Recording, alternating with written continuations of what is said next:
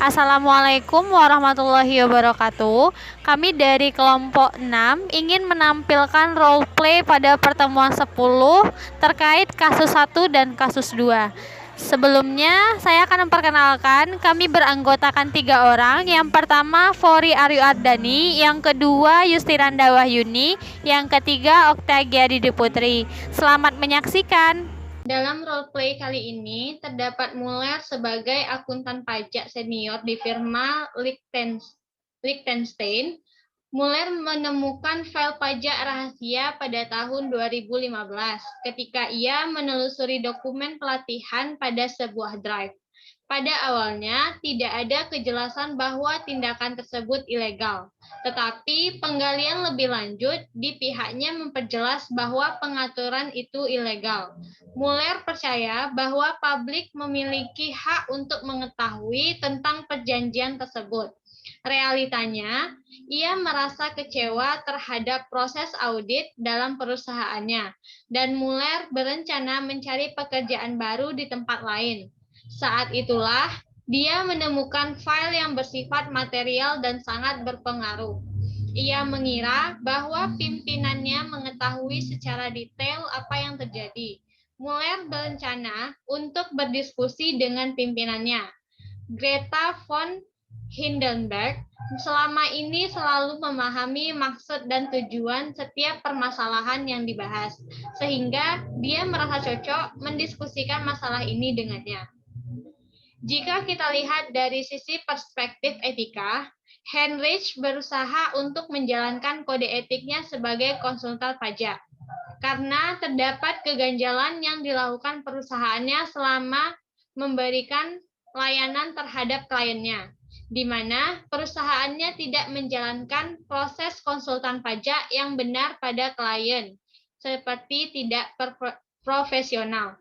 Tapi jika dilihat dari segi kode etik konsultan pajak, yang dilakukan Heinrich sedikit melanggar kode etik tentang kerahasiaan, karena dia ingin membocorkan rahasia tersebut ke reporter. Padahal, dalam kode etik boleh diinformasikan yang sebenar-benarnya apabila ada pihak hukum yang memintanya. Sebelum pertemuan dilakukan, Muller mengambil salinan folder internal yang berisi perjanjian pajak rahasia antara Liechtenstein dan beberapa perusahaan multinasional terbesar di dunia. Ia tahu bahwa von Hindenburg tidak dapat menyangkal fakta bahwa perusahaan tersebut terlibat dalam mengembangkan kesepakatan yang menurunkan pendapatan kena pajak dan menipu warga Uni Eropa dari uang pajak yang seharusnya menjadi hak publik. Saat rapat berlangsung, dia mengetuk pintu von Hindenburg. Yang mengejutkan ialah Gunther Kross dan ada di kantornya. Kross merupakan kepala praktik perpajakan. Dia menyambut Muller dan memintanya untuk duduk. Percakapan antara Kross dan Muller berlangsung sebagai berikut.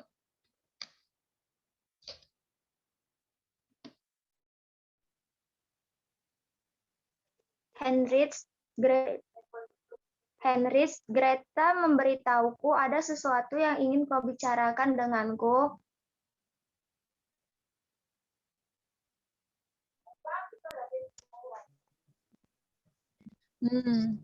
Iya, Pak. Nah, ada apa, Heinrich?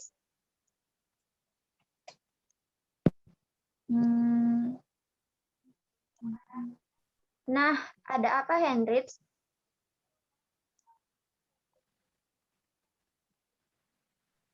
Muller ragu-ragu, tetapi kemudian mengungkapkan apa yang dia temukan dalam pengajuan pajak dan menyatakan keprihatinannya tentang masalah tersebut.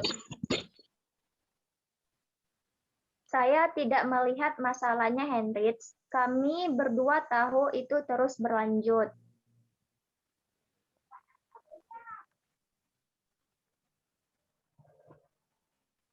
Bisa jadi seperti itu, Pak. Namun ini akibatnya sangat signifikan.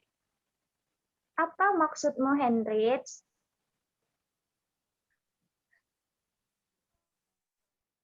Pajak sebesar 20 juta euro. Saya lihat Anda memiliki beberapa file.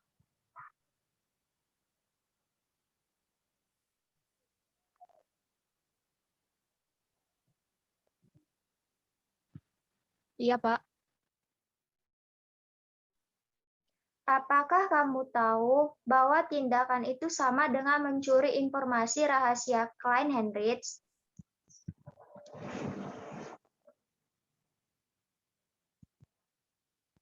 Pun dengan file-file itu, sehingga dia menjawab dengan mengatakan bahwa dia mengambil file-file untuk keperluan pertemuan, meskipun dia sudah mempertimbangkan untuk mengumumkan informasinya kepada publik.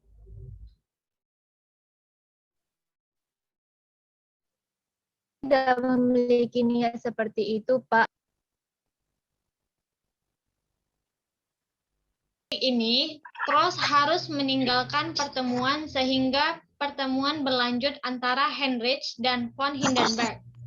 Heinrich bertanya-tanya mengapa von Hindenburg diam saja selama pertemuan dan menanyakan alasannya.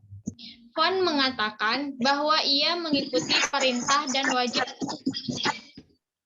Pada titik ini, Cross harus meninggalkan pertemuan sehingga pertemuan berlanjut antara Heinrich dan von Hindenburg. Heinrich bertanya-tanya mengapa von Hindenburg diam saja selama pertemuan dan menanyakan alasannya. Von mengatakan bahwa ia mengikuti perintah dan wajib menjaga amanah tersebut. Heinrich paham akan tersebut. Perusahaan memiliki jalur komunikasi yang ketat, janji kesetiaan yang harus ditandatangani oleh seluruh karyawannya, dan reputasi memperlakukan orang yang menentang aturan dengan berat. Setelah percakapan singkat, Heinrich diberhentikan dan dia kembali ke kantornya untuk memikirkan langkah selanjutnya yang perlu diambilnya. Selang beberapa saat, seorang jurnalis dari Jerman yang merupakan surat kabar Jerman yang paling populer menelpon dan meminta untuk bertemu dengan Heinrich. Heinrich bertanya, "Tentang apa itu?" Reporter tersebut tidak ingin membahasnya melalui telepon, tetapi mengatakan bahwa dia telah menerima beberapa informasi yang perlu penjelasan tentang transaksi pajak yang mempengaruhi perusahaan tersebut, dan mendengar bahwa Heinrich dapat menjadi sumber informasi yang berharga. Secara terpaksa, Heinrich setuju untuk bertemu dengan reporter dalam minggu ini.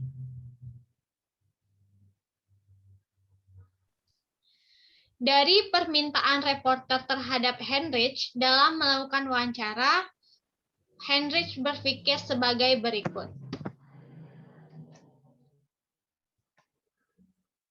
Apabila saya menemui reporter tanpa mendiskusikannya dengan perusahaan, jika itu terjadi, maka surat kabar tersebut akan menyiarkan berita tentang perusahaan dan kemungkinan saya akan dipecat atau dicap sebagai pengkhianat perusahaan akan berlaku untuk saya sebab saya telah melanggar aturan yang ada di perusahaan. Namun untuk hal ini apabila dilakukan, maka tanggung jawab saya terhadap publik mengenai penggelapan pajak akan bisa terselesaikan. Akan tetapi, jika saya bertemu dengan reporter setelah mendiskusikannya terlebih dahulu dengan perusahaan, maka kemungkinan besar perusahaan akan saya untuk bertemu dengan reporter dan mengatakan bahwa saya mencuri informasi dari klien. Padahal sebenarnya saya belum melakukan apapun terhadap data informasi tersebut. Tindakan yang saya inginkan atau kuncinya adalah agar saya membuktikan menerapkan kode etika akuntan pajak di mana sebagai itu orang pajak tidak lebih dan tidak kurang. Atau saya ingin mendengar kejujuran dari pihak perusahaan yang saya terkait masalah ini.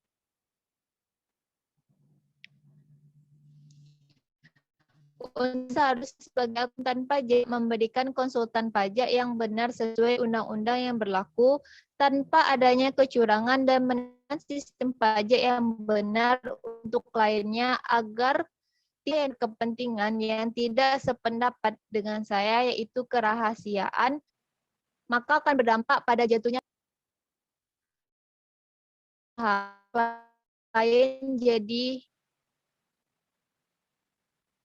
klien berusaha menghindari dan menutupi kasus ini.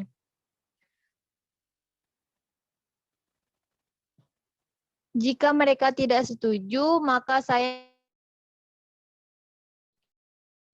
atau tidak sesuainya dengan hukum dan bisa saja banyak pihak yang akan curiga dan nantinya akan berdampak pada perusahaan dan konsultan pajak yang salah dalam memberikan atau mengarahkan tentang proses pembayaran pajak. Maka kembali lagi ke dalam kode konsultan pajak itu dalam membayar pajak, maka harus disampaikan sesuai dengan integritas dan profesionalitas sebagai pihak menjelaskan kembali kepada saya mengapa bisa hal itu terjadi sehingga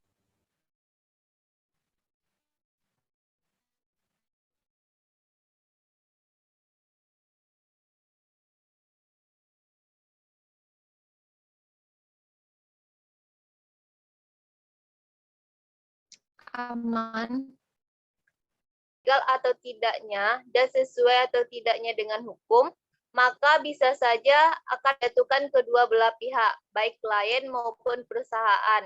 Argumen ini dibuat kepada perusahaan agar mereka bisa bertindak lebih baik lagi ke depannya dan mengikuti proses hukum pajak yang berlaku. Dalam konteks ketika telah banyak informasi yang simpang siur mengenai kecurangan dalam membayar pajak, maka harus disampaikan sesuai dengan integritas dan profesional sebagai pihak akuntan pajak. Setelah bertemu dengan perusahaan, saya berharap perusahaan bisa mengakui kesalahannya dan menerapkan sistem yang benar sebagai pihak konsultan pajak. Atau menjelaskan kembali kepada saya mengapa hal tersebut bisa terjadi, sehingga saya bisa mempertimbangkan kembali terkait kasus ini.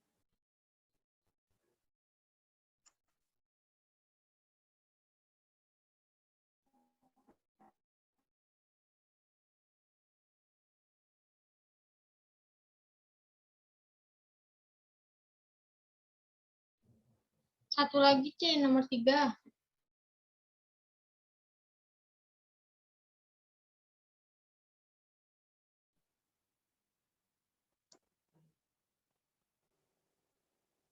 Jika saya melewatkan pertemuan itu, kemungkinan saya melakukan hal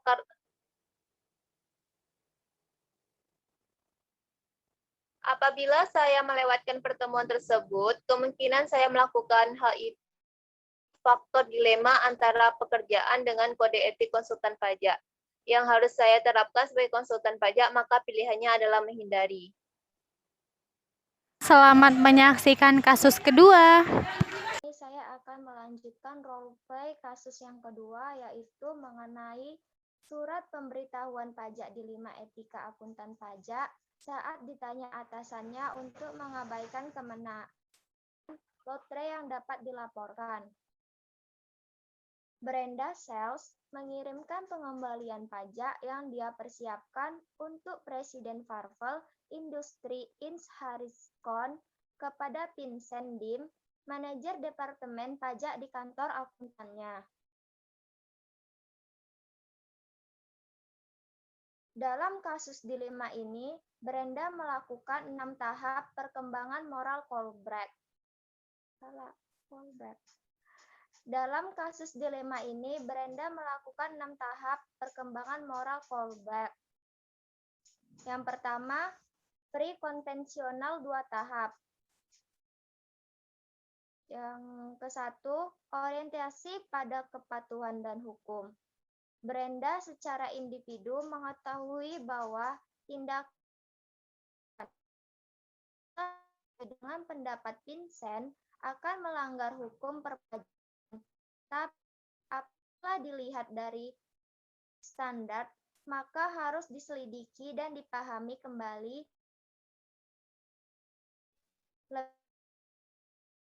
fokuskan pada konsekuensi ke depannya dan mengetahui tindakannya nanti melanggar moral atau tidak. Yang kedua, orientasi minat pribadi. Apa keuntungannya buat saya? Brenda harus memikirkan apa keuntungan untuk dirinya sendiri apabila dia mengikuti Vincent dan apa keuntungannya apabila dia mengetahui prinsipnya mengenai lotre tersebut. Yang kedua, konvensional 2 tahap. Yang pertama ada orientasi keserasian interpersonal. Brenda mulai harus mempertimbangkan kembali apa yang diberikan oleh Vincent tentang standar yang tidak diketahuinya, sehingga bisa mengambil kesimpulan apa yang akan dilakukannya, atau Brenda mencoba bersikap baik dengan menerima saran dari Vincent dan memikirkannya. Yang kedua, orientasi otoritas dan pemeliharaan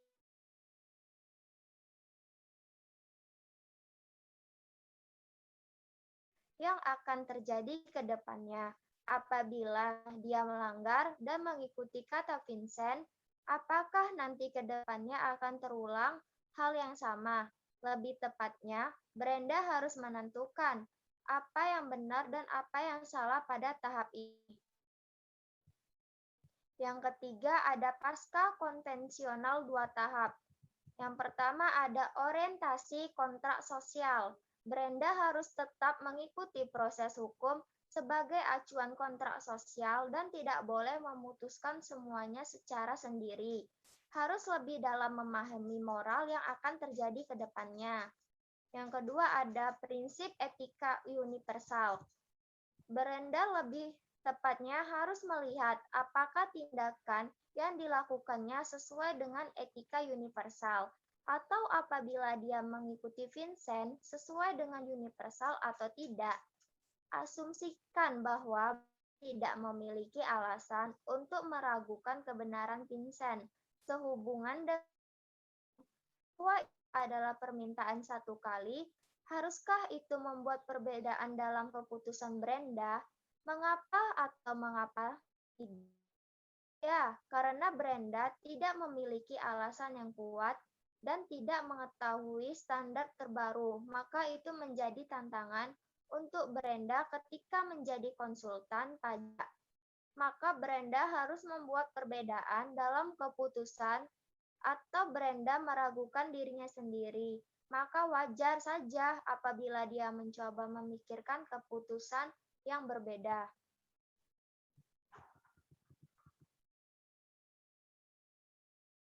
Vincent meminta Dasel untuk datang ke kantornya pada jam 9 pagi pada hari Jumat, 12 April 2016.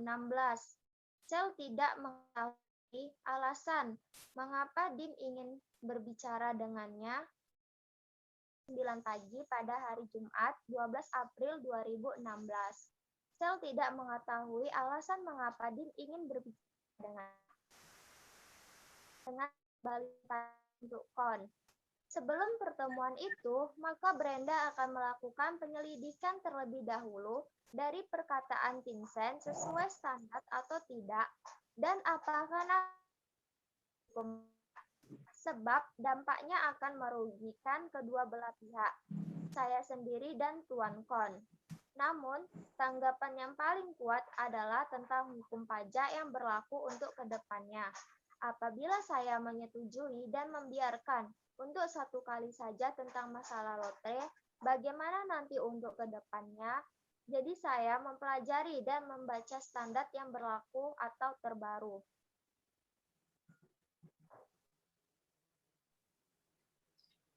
Silahkan masuk, Brenda.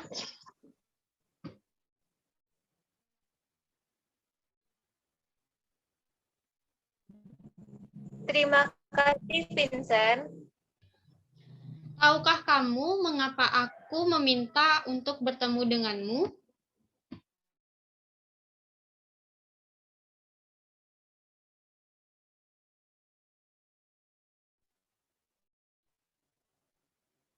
Saya tidak tahu alasannya, Vincent. Apakah ini ada kaitannya dengan pengembalian pajak untuk Tuan Kon?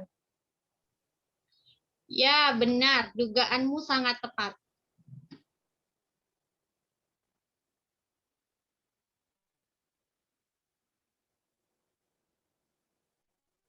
Apakah ada masalah yang terjadi? Saya baru saja berbicara dengan Kon. Saya mengatakan kepadanya bahwa kamu ingin melaporkan kemenangannya dari lotre. Dia terlihat sangat marah.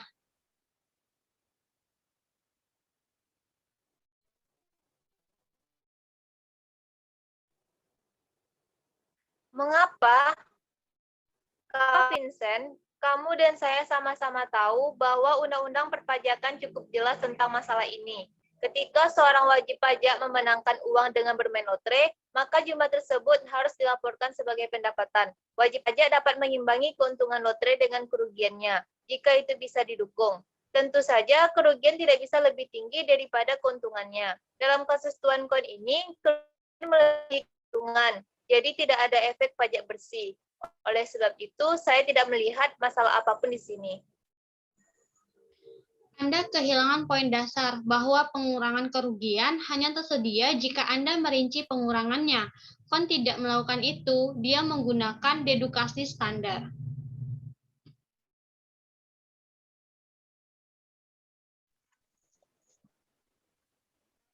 Dalam hati Brenda menyadari bahwa dia gagal karena tidak mengetahui hal itu. Brenda tidak tahu harus berkata apa. Vincent sepertinya memberitahukannya bahwa jumlah lotre tidak boleh dilaporkan, tapi itu melanggar hukum.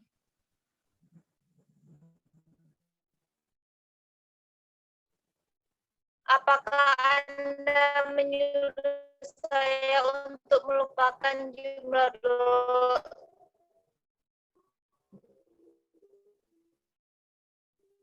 Tuan Kon? Ulang lagi, C. Apakah Anda menyuruh saya untuk melupakan jumlah lotre pada pengembalian pajak Tuan Kon? Saya ingin Anda kembali ke kantor Anda dan memikirkan baik-baik bagaimana situasinya. Pertimbangkan kembali bahwa ini adalah permintaan satu kali dan kami menghargai anggota staf kami yang bersedia bersikap fleksibel dalam situasi seperti ini. Dan saya akan memberitahu Anda, staf lainnya dalam situasi yang sama telah setia kepada perusahaan. Mari bertemu lagi di kantorku besok jam 9 pagi ya.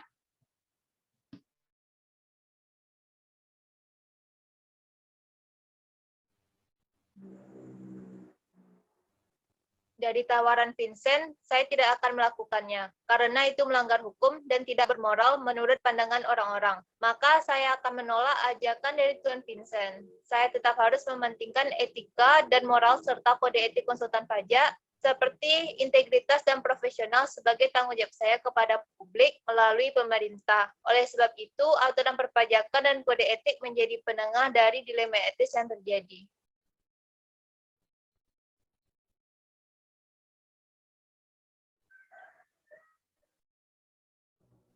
Sekian penampilan roleplay dari kelompok 6. Semoga bermanfaat bagi kita semua. Terima kasih telah menyaksikan. Assalamualaikum warahmatullahi wabarakatuh.